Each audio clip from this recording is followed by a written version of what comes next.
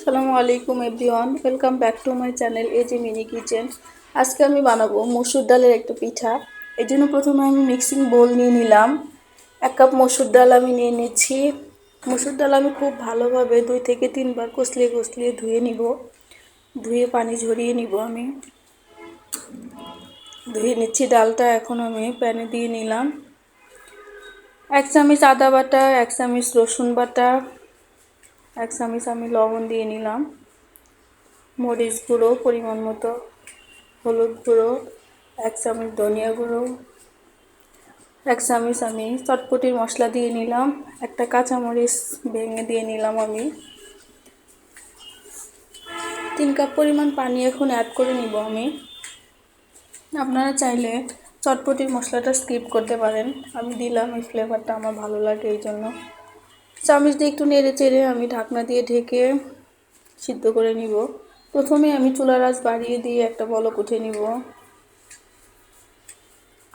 তারপর আমি ঢাকনা খুলে একটু ঢেকে নেড়ে চেড়ে আবার ঢেকে দিব।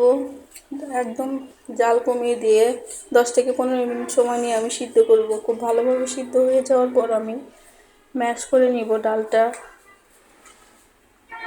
ম্যাশ করে নিচ্ছি ভালোভাবে। ম্যাশ হয়ে গেছে। এখন আমি একটু পানি অ্যাড করে নিব।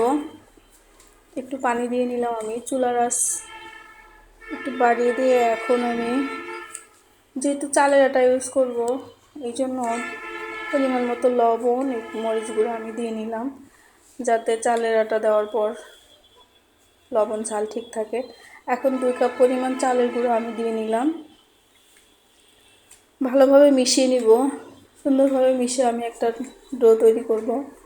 চালের গুঁড়া যদি আরও লাগে আরও দেওয়া যাবে, কিন্তু আমার আর লাগছে না। আমি একটু ঠান্ডা হওয়ার জন্য রেখে দিলাম 10 মিনিট। 10 মিনিট পর আমি সুন্দরভাবে মথে নিব।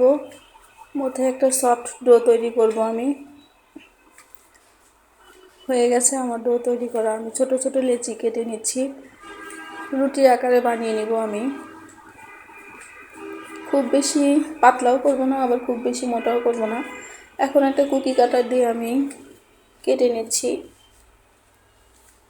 আমি সেম আকৃতিতে সবগুলো কেটে নিচ্ছি একটা দিয়েই। বিভিন্ন আকৃতি আপনারা চাইলে বানাতে পারেন। আমি এটা দিয়ে বানিয়ে নিচ্ছি।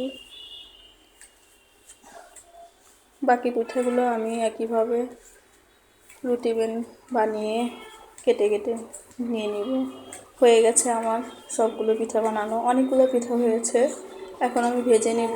চুলাতে আমি প্যান বসিয়ে তেল দিয়ে নিলাম। তেলটা খুব ভালোভাবে গরম হওয়ার পর আমি পিঠা দিয়ে নিব। তেল কিন্তু ঠান্ডা থাকা অবস্থায় পিঠা দিলে পিঠাগুলো ভেঙে যাবে এবং পিঠার ভিতর তেল ঢুকে যাবে বেশি পরিমাণে।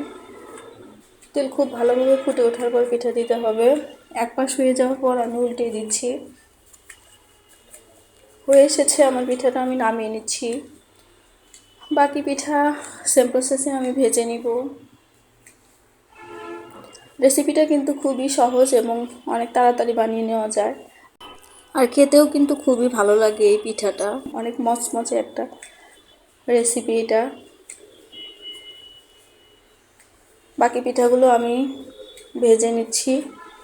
এরকম সহজ রেসিপি পেতে আমার চ্যানেলটি সাবস্ক্রাইব করবেন আর পাশে থাকা বেল বাটনটি অন করে রাখবেন পরবর্তী ভিডিওর নোটিফিকেশন সবার আগে পাওয়ার জন্য।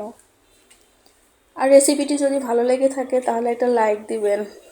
আর বাসায় অবশ্যই আপনারা এভাবে পিঠা বানিয়ে খেতে পারেন।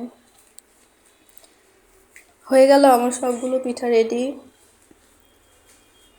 এতক্ষণ আমার ভিডিও দেখার জন্য ধন্যবাদ। সবাই ভালো থাকবেন। আল্লাহ হাফেজ।